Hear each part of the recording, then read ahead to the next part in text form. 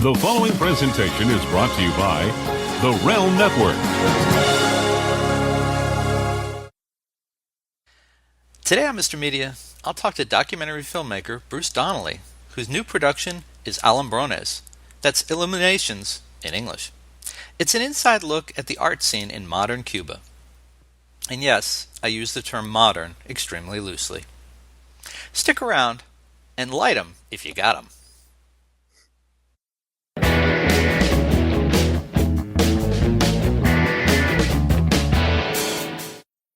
So much media, so little time. Who keeps track of it all? That would be me. This is Bob Andelman, and this is the Mr. Media Interview, brought to you today by Amazon.com. When you visit MrMedia.com and click on any of the links to purchase books, music, movies, gift certificates, or anything else through our Amazon link, you support this free video podcast. Whenever you need something else from Amazon, please consider returning to MrMedia.com to order it. It doesn't cost you any extra, and we sure appreciate the support. And don't forget, MrMedia.com has more than 1,200 celebrity audio and video interviews archived on the site. That's hundreds upon hundreds of hours free entertainment. Subscribe for free on MrMedia.com, and you'll instantly get an email every time a new interview is posted.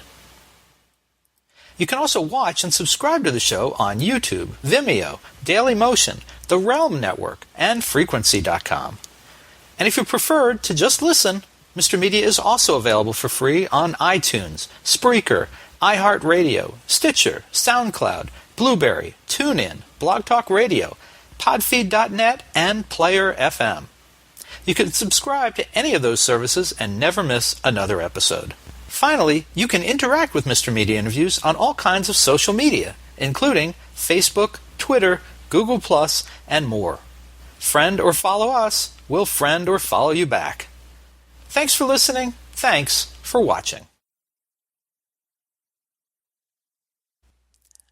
Mr. Media is recorded live before a studio audience of supply-starved Cubano artists who will dazzle you with their wares in the new media capital of the world, St. Petersburg, Florida.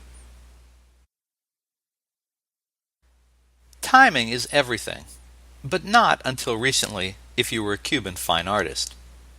As displayed in Bruce Donnelly's new documentary, Alumbrones, the Cuban art scene is a vibrant, enthusiastic national affair tempered only by its lack of art supplies, like pencils and pens, or paper, canvas, or paint. The artists presented herein speak the same language as their counterparts in the free world, but they find that the tools of the trade that craftsmen around the world take for granted can be extremely hard to come by. But put proper paint and canvas in the hands of these spirited men and women, and you'll see eye-popping results, as fine as can be found in any American or European modern gallery. Alumbrones comes on the scene in January 2015 on the unexpected wings of Barack Obama's historic decision to begin reopening trade and diplomatic relations with the island nation for the first time in more than 50 years. It's an opportunity that director Donnelly could not have seen coming while in production, but I have to imagine the prospects for it have only redoubled his enthusiasm for this project. Bruce Donnelly, welcome to Mr. Media. Thank you, Bob. Thanks very much. I think I should have mentioned somewhere in that introduction that I'm coming to folks from St. Petersburg, 90 miles from Cuba, just in case you're thinking about setting up operations here. That's from the Chamber of Commerce. They'd like me to share that with you. Mm-hmm. They're making that big push. So, I mean, we have to start really by talking about the impact of Obama's efforts to reopen trade with Cuba for the first time in generations. I mean, this wasn't even a rumor when you started. How's it changed your approach to marketing Alumbrones? Well, the distribution companies behind us thought we somehow kind of, facilitated this whole thing. It was like, this is a perfect marketing kind of opportunity. That's pure coincidence, really, that all this is coming out. In fact, we had no idea, literally up to a week before the announcement, that this was happening. We returned from Cuba on December 5th. We were actually down there working on another project. There was no rumor of it. I certainly didn't hear anything of the sort. Like with all the people that we were talking to down there, nobody I don't think, could see that coming. So we just returned back to the United States. We'd been here for about a week when suddenly there was the announcement that, this big Obama was going to make some major announcement. So, yeah, it's fortuitous in so many ways. I mean, for the film, it's a wonderful thing because this year we really launch it starting tomorrow in LA. So, yeah, it's just I think. Over the course of making this film, we've noticed how much people really, are fascinated by Cuba and want to know more. So I think that sort of interest has always been there. So I kind of think that the film has really been quite fortunate in finding, its audience. But I think obviously in the wake of what Obama said in the last few weeks, that's obviously drawn a lot more attention to the subject. So. Have you been back down since the announcement? Not since the announcement, but we were there up until December 5th. So we were there shortly before the announcement was made. So, have you had any contact with any of your... Yeah, of course. Yeah, we spoke to the artists who feature in Alumbrones, and of course, I think the emotions for them are so mixed. It's more than 50 years of living life a certain way and sort of going through so much hardship. To come out at the end of that, I think your feelings must be very mixed. I mean, of course, on the one hand, they're elated, they're kind of overjoyed, but I think there's still some sense of shock, especially because I don't think they really saw it coming. Well, most of them, I mean, I'm guessing there might have been one or two of the artists who or might be between 50 and 70, but most of them, it seems like, have grown up their entire lives under the embargo. Yeah. And they know nothing else.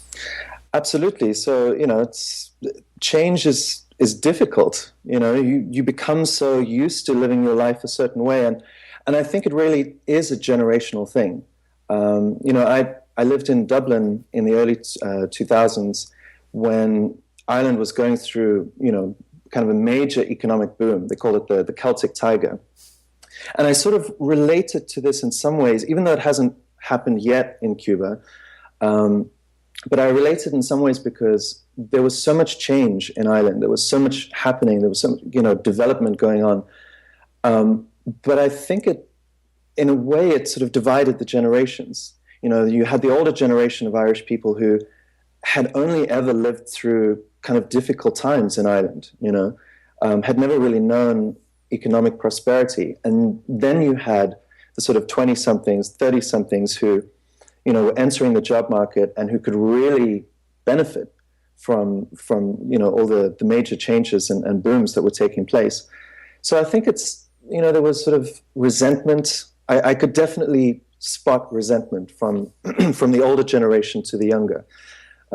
So, I think there's good and bad to come from this. But I think overwhelmingly it's a good thing. And the response, especially from the artists, has been very positive. It occurs to me, before we go any further, I should pause here for a minute and point out that you are not American, you are not Cubano, no. You are not Irish. You want to fill in what's missing here? Well, I'm sort of Irish. Okay, well, all right. I'm sorry. No, my family's English and Irish, but I'm South African. Ah. So, yeah, born and raised in South Africa. Moved to Dublin after I'd finished university, and then whilst I was living in Dublin, had the opportunity to finish my film school studies here in New York. So I've been based in New York ever since. Excellent. Well, so, I thought that perspective would probably benefit people watching this as we go forward to sure. know, because it would otherwise be a little hard, first of all, to place the accent. Yeah, I know. People struggle. You might pass for Cubano if you had a different accent. You look a little Latin there. Really? Yeah, I could see a little of that. I haven't heard that one before. That might just be the video quality here over Skype, though. I don't know. Cubans are a real mix, so yeah. I guess there's a place for me there somewhere. But So all right, so let's go back to the beginning. What prompted you to study Cuban artists and the art scene? there. I mean, there's a million topics in the world. You've obviously seen a good deal of the world. You're in New York studying film, or I mean, you passed that, but why this particular topic? For me, it was really kind of a coming together of a few things that sort of drew me into this world completely. I'm not an artist myself. I haven't studied art per se, and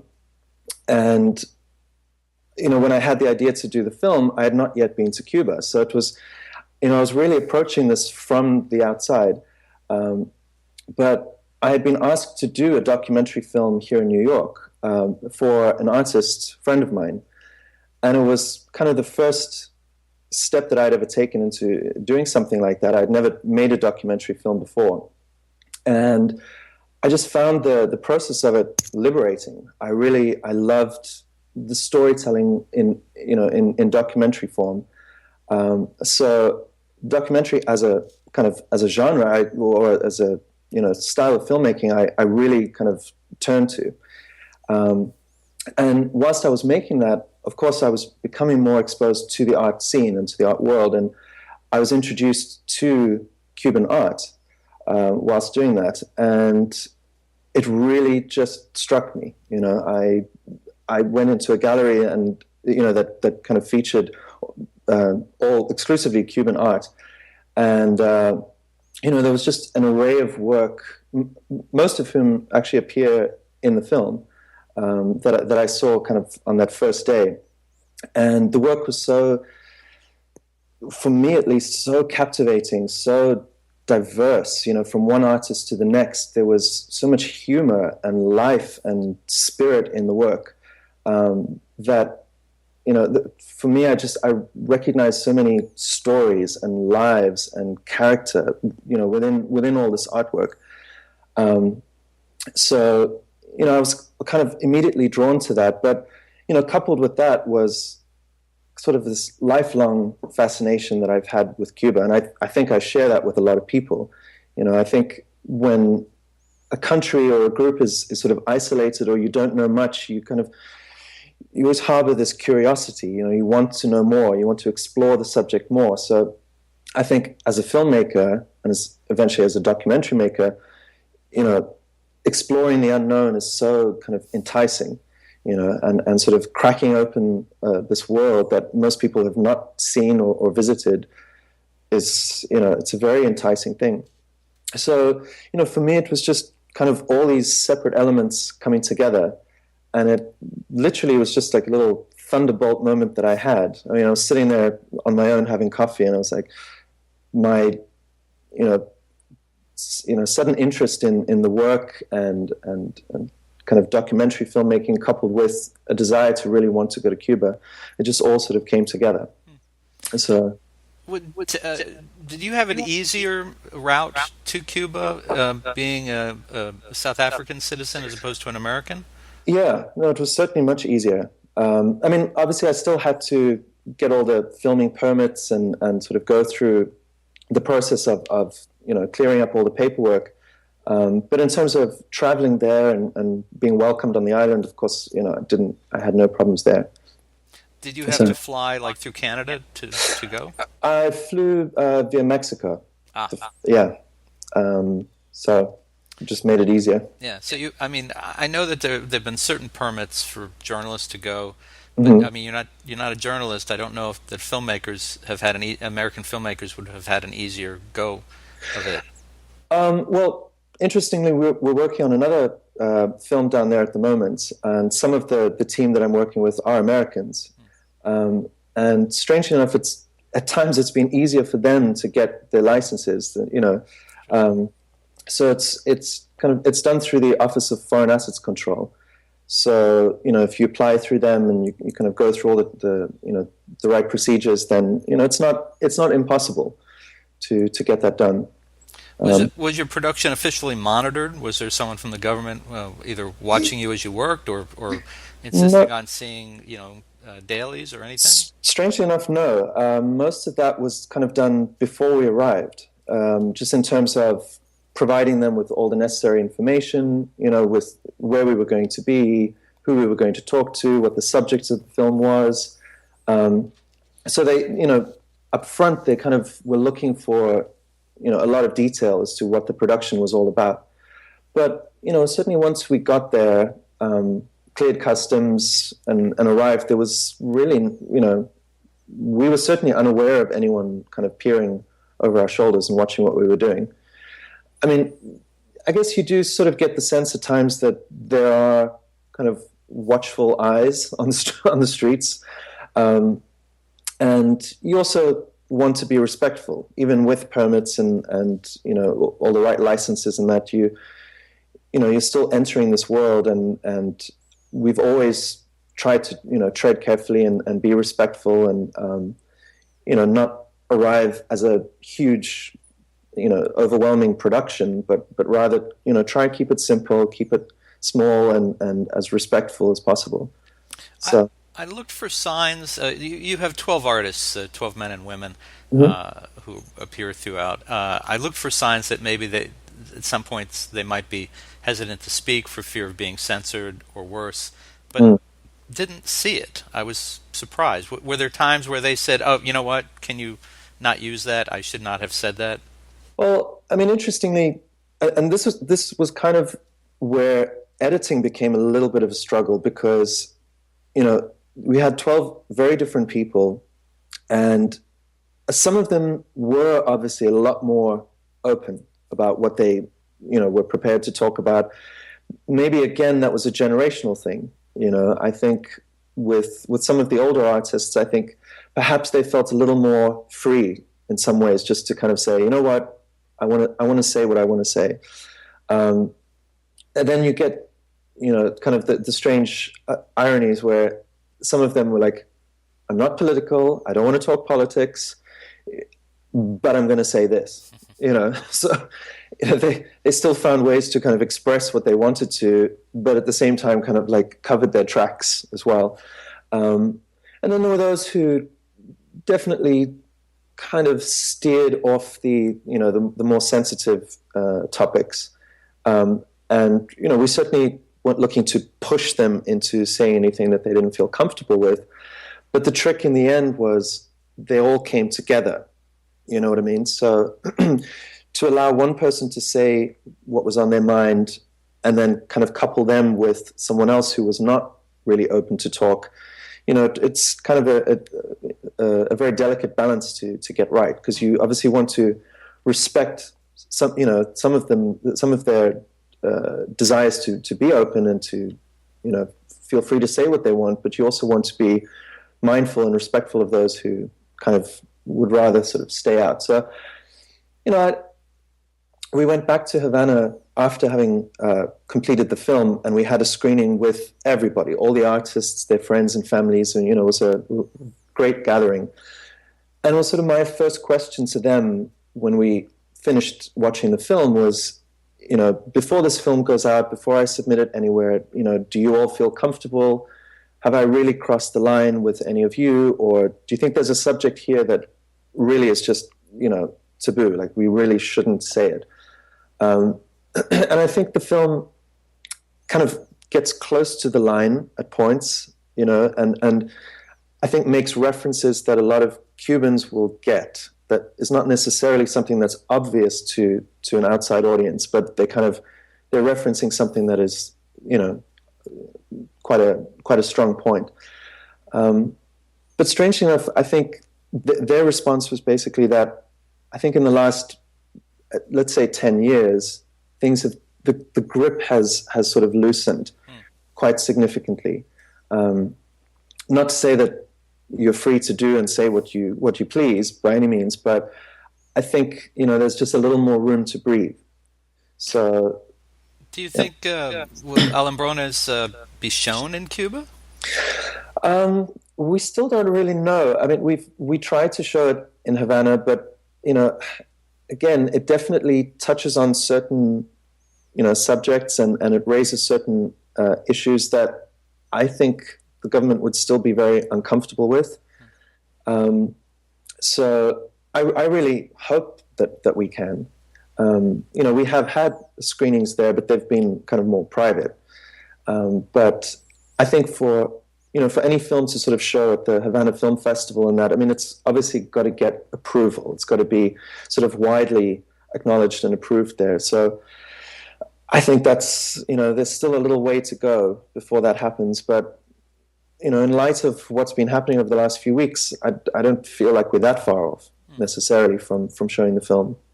How did you select the 12 men and women that are seen in Alumbrones? Well, I hadn't actually selected any of them until after I'd actually made my first trip to Cuba, which was in early 2012. And, I went down there, I met many of them. Some of them I loved their work. For instance, Pedro Pablo Oliva, the oldest artist in the film. I mean, he's easily Cuba's most famous living artist today, and his work is it's really overwhelming and quite, it's really unbelievable. So, and his was actually the first painting I saw as I walked into this gallery. So, I wanted him to be in the film really, really badly, but he was the one person I thought might not be in the film just because of his status there and how high profile he is. But it really surprised us, and kind of he really honored us by wanting to be a part of this project. So, some of them were definitely selected just because I absolutely loved their work. I really, really loved their work. Fortunately, when we were there, the four young boys who appear in the film were introduced to us by one of the artists in the film, Edel Bourdon. They're actually students of his. So while we were there and sort of preparing for everything, he said to me, there are four young guys you just have to meet. And, they're brilliant artists. They're full of energy, full of creativity and passion and really smart. So they were a real gift. I hadn't seen their work. I didn't know of them until I had actually arrived on the island. So, it was kind of a piecing together that sort of happened, in many, many different ways. But I also liked the diversity. I didn't also want to get too many people who were kind of the same ilk. So I think the film also has kind of a really nice wide range of different artists, which is not only interesting from an artistic point of view, but I think from a storytelling point of view, and to really try and, really get a cross-section of what Cubans are like, from men and women to older and younger. Those four boys, with all the screenings we've had and people we've spoken to about the film, so many people are just so fascinated by them. They were 19, 20 years old when we interviewed them. And so smart, as I said, so creative, so talented, and really just kind of knocked our socks off. And very worldly. And here they were, four young guys sharing a one-bedroom apartment, most of the time with no electricity and no money, no food, to speak of, really. And their absolute passion and desire was to produce artwork. And they talk about it in the film, and it's just like, that's what drives them. They just want to keep pushing and pushing and do the best work that they can. And that's their struggle. And it's fascinating, I think, because a lot of people compare them to 19-year-olds and 20-year-olds elsewhere around the world, in America or Europe, and it's just, in so many ways, it's a relief to have, four young kids, basically, who are just so in touch with the world and with themselves and, just so driven, really, really so driven and so smart. So, I think they really stand out in so many ways. They're very well spoken. They're very. They were very interesting. They played off of each other well. Mm-hmm. It was very interesting. One of the things I wondered is, did you start off with a larger group, or did these people, the 12? Yeah. That was it. Not really. Well, there were kind of a few others that were sort of possibly, going to appear in the film. But it wasn't necessarily something that I deliberated over for the longest time, and kind of, it just felt right. We had a group that came together. It felt like the right group and a good number. I think if it was more than 12, we would have struggled, because already there were a lot of stories to tell. There are a lot of kind of, angles to the film.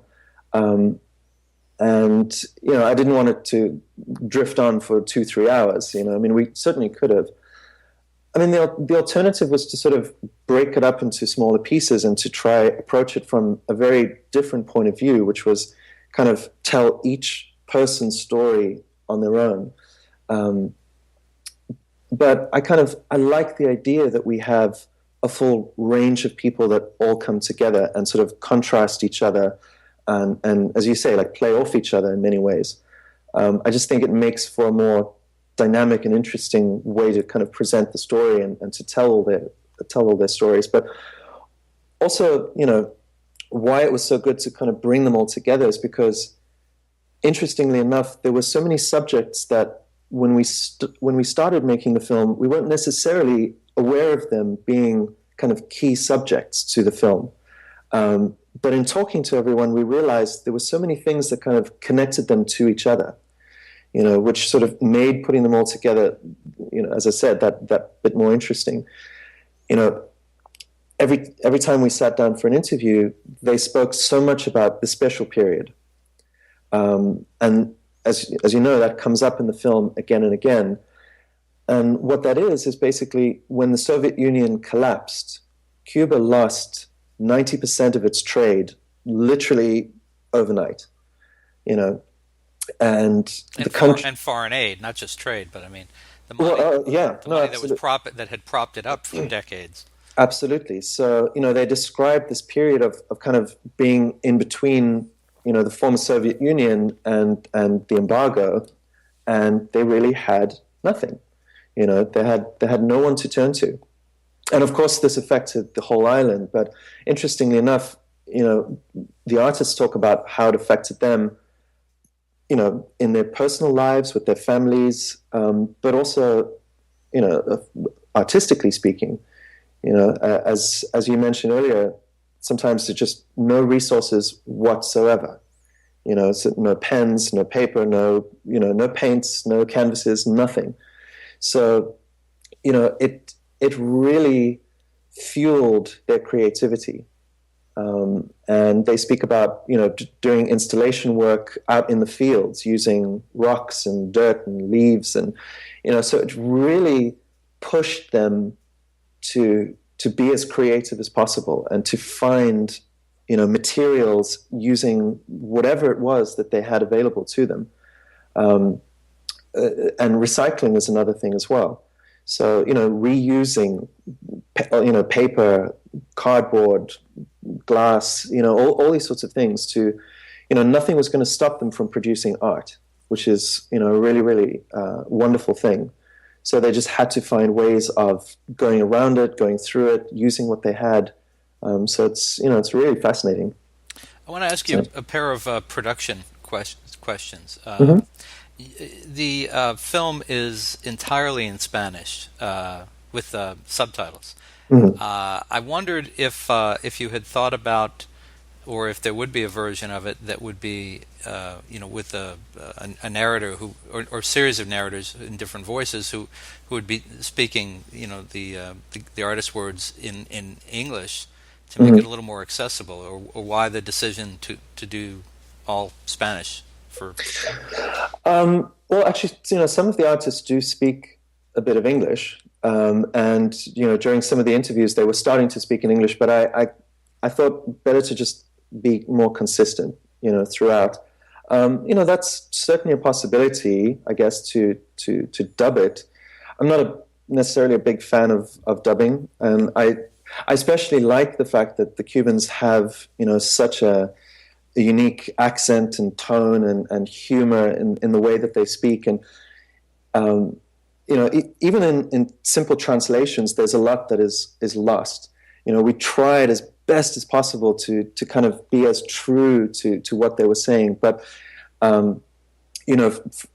one example, they talk about the diversity of the cultures and races and ethnicities and all that in Cuba, and Adele Bordone uses the expression and the mother of the tomatoes, which was the direct translation of what he was saying, but it sort of means and the kitchen sink and everything else thrown in, But whenever we watch that with a Cuban audience, they laugh like crazy because they get the reference,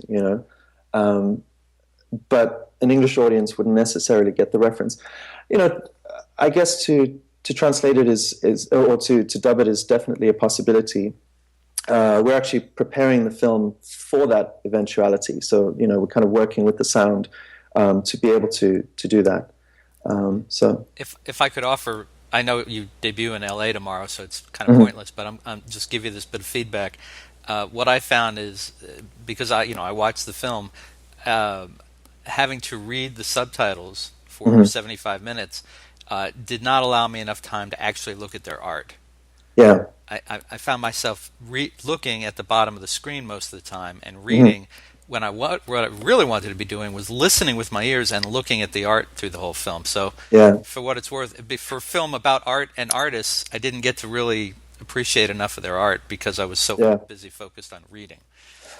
No, that's absolutely a very fair point. I mean, if we can dub it into English, and if that's the best thing for the audience, then for sure. Right. So, or just watch it again and again. Well, yeah. If only there was that much time in the day. Exactly. Now, the other production question I had is that you don't actually identify the participating artists until the very end, and throughout most of it, I thought maybe it was an effort to protect them in some ways, because as we're going through, I mean, for example, because I am reading the subtitles, and as someone who's going to talk to you, I'm trying to figure out what I want to ask you about. I did not have their names. I couldn't connect their names to what they were saying, and then at the end in the credits we get their names. I was just curious what the decision there was. Well, I mean, we tried actually when we were in post-production. We wanted to put the names directly up on the screen, but there's, again, it comes back to the subtitles. So for the purely kind of Spanish version, or wherever we don't have subtitles, I'd be obviously more than happy to put the names up on screen. But the problem was, again, you have subtitles and then a name and person talking, and then this, you're cutting away to something else, and you're trying to look at the scenery or the artwork. So we tested it. We did test it, and we just found that there was too much going on the screen, all at the same time. So it was kind of, an aesthetic thing. It was a technical thing, I guess, and I knew that if people were reading the subtitles, they would miss the name, or vice versa. And I kind of thought, well, what's the best solution to this? So, I mean, it is something that has come up from time to time. So, I guess we could definitely find ways of trying to put everything on screen at the same time. But to me, it just felt cluttered. And through all that deliberation, I kind of thought, well, it'll be a wonderful thing to, at the end of the film, kind of have a little video clip and the name of each artist. And I like that because it gives each artist, again, sort of a personal thank you. It's sort of our way of thanking the artists and acknowledging them right at the end of the film. And I also think, when someone is sitting in an audience, if one of the artists appeared in the first 2-3 minutes of the film and the name came up, but they didn't come up again, by the time you've sat through 75 minutes, you would have probably forgotten the name of the artist, who appeared kind of early on. So I sort of also like the fact that, before any other credits really begin to roll, we see all the artists and get their names. So I like that sort of as you're walking out, you're sort of reminded of who they are and kind of can walk away with that. So, it wasn't, it's not an easy thing, and especially as you say, with having subtitles on the screen, it all became quite cluttered. But it was, for no other reason really than that. So I want to ask you about some specific quotes that I wrote down that different artists said. And again, I apologize to them because I can't attribute these to names. You'll know who said them because you've sat in the editing suite, I'm sure, hundreds of hours. But I'd like you to talk a little bit about some of the things that they said. The first one is, and this is very early in the film, it's easy to become a surrealist in Cuba. That is Luis Rodriguez Noa. Again, just, his work is just amongst my favorite. I have I've collected quite a bit of his work. He designed the poster for the film as well. And, his work particularly is very kind of surrealist, and there's a lot of kind of humor to his artwork. But I like the way Noah works, especially because he seems to, or he kind of tends to only work at night. He's a real night owl. But his work, normally starts off with just a plain canvas, be it red, yellow, white, whatever it is. It's sort of like the solid canvas. And then he's sort of developed his own language. It's kind of like this hieroglyphs. But it's sort of a stream of consciousness. So whatever he's thinking about, whatever he hears, whatever he sees, while he's working, sort of all finds a place somewhere on the canvas. And his studio is in central Havana, which, if anyone has been, knows the chaos that is central Havana. It's a really kind of old part of the city, and just, beautiful. It's you're probably familiar with a lot of the sites because it's it appears in a lot of images and postcards and films and that sort of thing. But all sorts of noise and chaos and activity out in the streets and in the houses, and just nothing slows down day or night. So it's kind of it is a bizarre world, and again, as Noah says in the film, it's just everyone in Havana is just always going around, like, looking like they're so busy, but they're trying to find something to do. You know what I mean?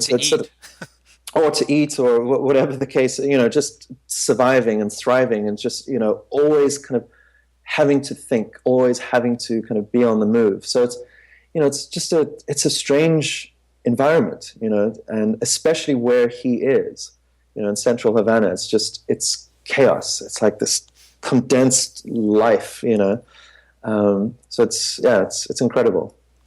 How about this? Everything we do is fueled by what's already here.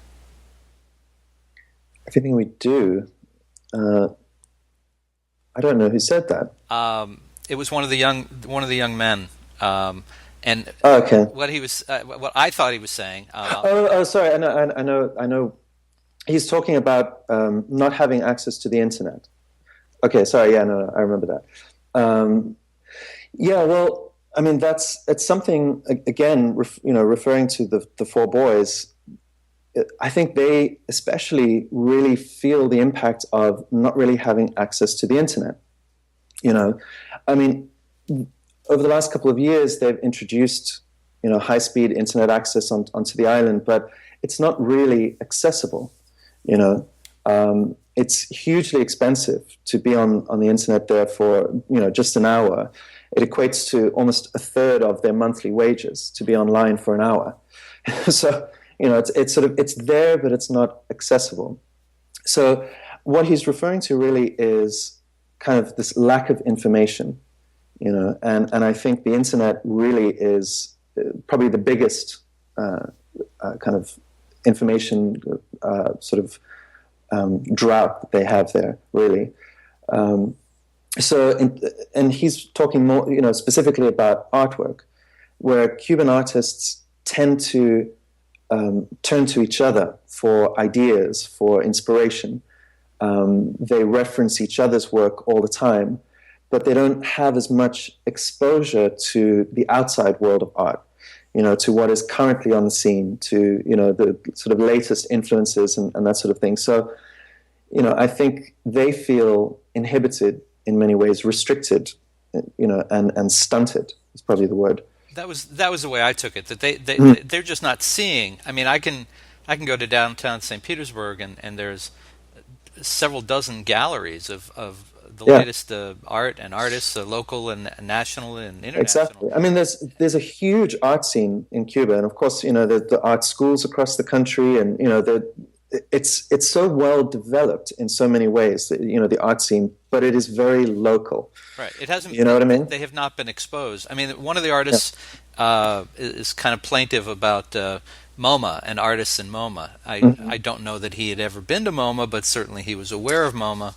He has traveled, because some of the artists have traveled outside of Cuba, shown their work outside of Cuba. So, that artists generally, as Cubans go, certainly in the last 20 years, have kind of benefited from, the government sort of allowing them a little more access to being able to travel, being able to kind of sell their work outside the island.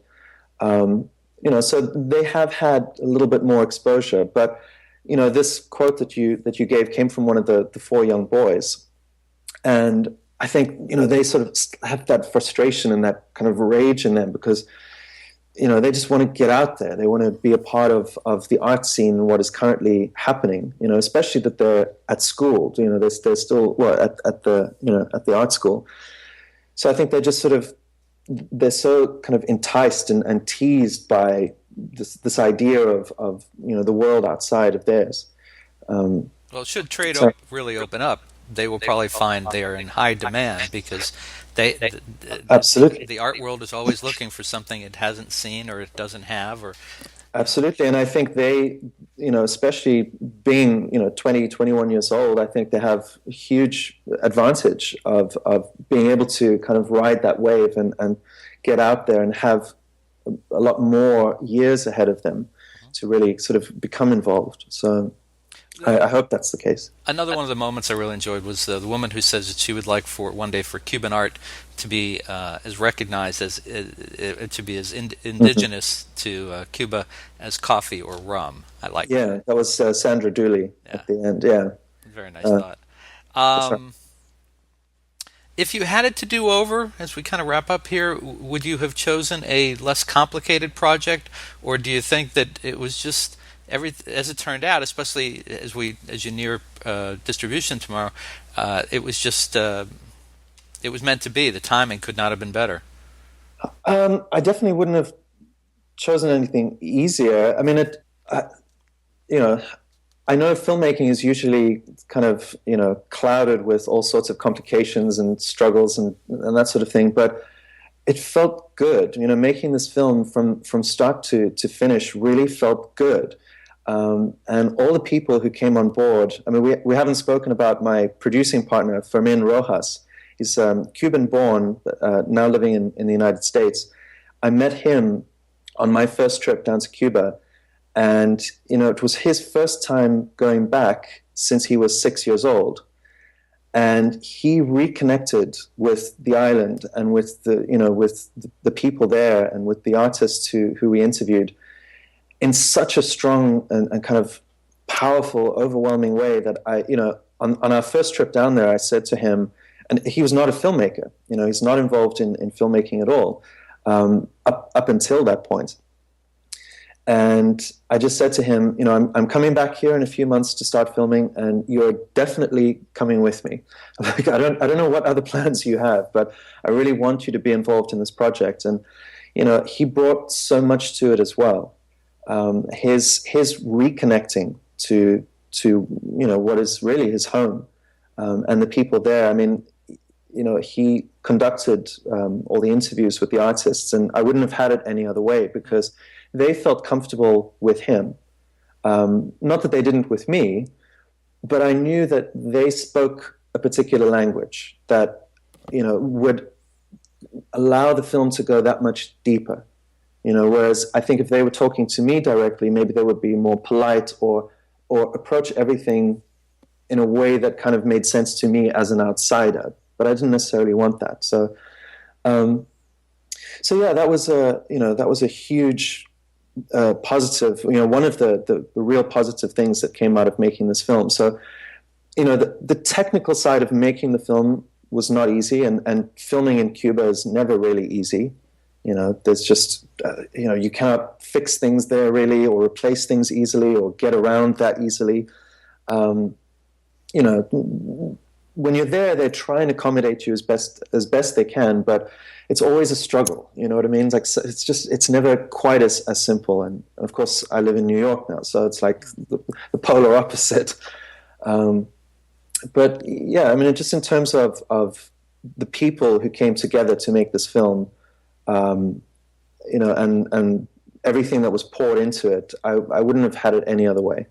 All right, final question. As you think back on your experience making Alumbrones and the political change that's apparently percolating and about to really take over in a big way, has it crossed your mind that you captured a moment in time there that may not exist again in 3 to 5, 10 years? I mean, it was something that definitely was on my mind, during the making of the film, and I'd say, since having completed it, but I didn't know how significant that was going to be, because I didn't know really how much longer this would all go on for, and but of course, when that announcement was made and I realized things are going to take a long time to change, and I think anyone who's been there will realize that it's not going to happen overnight. But certainly, politically speaking, the significance of it is enormous. And I think it's really a matter of the wheels really beginning to turn. So I kind of think that we've sort of already crossed that line, even though, there's still so far to go. I think that line has now been crossed. So I feel like Alumbrones is now already kind of in this sort of time capsule, because I don't think things are ever going to be the same. As long as it will take to change, I still don't think anything is going to be the same as it was up until a few weeks ago. So for sure, yeah. Well, folks, you can find out when Bruce Donnelly's new documentary about the artist's life in Cuba, Alumbrones, will be at a theater near you by going to its website. I also want to say we're opening on iTunes. It's going to be released on iTunes as well. So you're skipping ahead in my script here. Oh, I'm sorry. Apologies. You can find out about live screenings, so to speak, at alumbrones.com. It's ALUMBRONES.com. If you're watching the video, you've been seeing it along the bottom. If you're listening to this as an audio podcast, that's why I spelled it out. And as my guest pointed out, you can also download it via video on demand as of tomorrow or Friday, the January 16th, from iTunes, Xbox, PlayStation, Amazon, and Vimeo. Correct? Correct. See that? I come prepared. Okay. So we've given the website. Are you or the film up on Twitter, Facebook, other social media? All of those things, yeah. We're on Facebook. I think you just need to type in Alumbrones, and you'll find us on Facebook. That and Twitter as well. It's at Alumbrones. So yeah, and you'll get regular updates. The LA screening is, as I said, tomorrow, and that's hopefully one of many we'll be having. So yeah, we'll give all live updates and feeds from there. Very good. So yeah. Fascinating film, really enlightening, and my God, the timing. Yeah. You're a very lucky man, because had that announcement not been made, it would have just been one more film in a documentary sea. Instead, you've got that Cuban film that's just opening on the edge of this. So congratulations on that. Thank you. Bruce Donnelly, thank you so much for joining us, Mr. Media, today. Thank you so much, Bob. That was great. Thank you.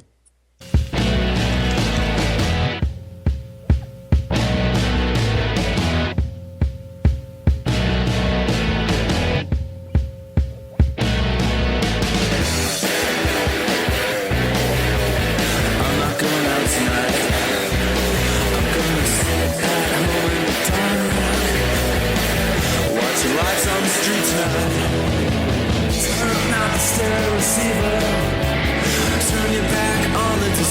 her. It's a bad idea to believe her. A bad idea to believe her. Turn up the stereo receiver. Turn up the stereo receiver.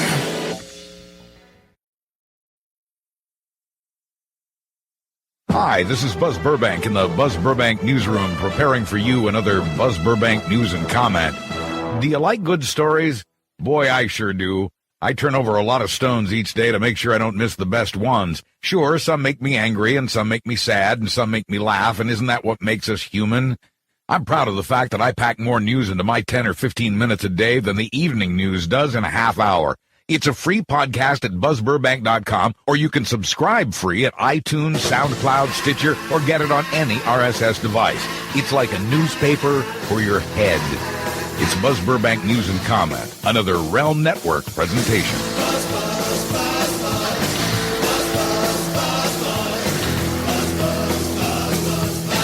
Weekday mornings right here on the Realm Network. Ladies and gentlemen, children of all ages, welcome to the George and Tony Entertainment Show. Prepare for awesome mediocrity. We're the Cousin Oliver of the Realm Network. I'm George. And I'm Tony. And we're a weekly family-friendly podcast about pop culture. From our point of view. At realmnetwork.com, the George and Tony Entertainment Show from the Realm Network. This is Snake. Do you read me, Otacon? Loud and clear, Snake. Did you listen to the latest episode of the Gaming Marathon on the Realm Network? Of course. They really know their stuff about gaming, especially that Usud guy. Yeah, but that Chirac guy is a real jerk. I don't like him. Regardless, the reviews are spot on and they tell it like it is. That's for sure. What happened, Snake? Were you spotted? Nah, it's just Lowell Melser crying about the O's again. Close call. I better continue the search for Metal Gear, but keep listening to the Gaming Marathon each week. You got it, Snake. New every Monday afternoon right here on the Realm Network. It's the Mark and Lowell Show. Hi, this is Mark. And this is Lowell. And if you're fans of Don and Mike, you may know who we are. Our number one interns. You've met them on the show. They're the guys that ate all the junk, and they were outside with each other holding hands with a sign that said that they loved each other wearing the dunce caps. And what you may not know is that we started out as fans back in their WAVA days. Hi, Don and Mike. It's Mark and Lowell. Oh, yeah. Hey, these are two guys that we once actually called them our proteges, didn't we? And now we have our own show, so we want you to give it a shot. Just check us out at the Realm Network, realmnetwork.com, or you can go to markandlowell.com. Resistance is futile. It's the Mark and Lowell Show. Every Tuesday and Thursday evenings right here on the Realm Network. And catch the Poor Premium Show Friday nights.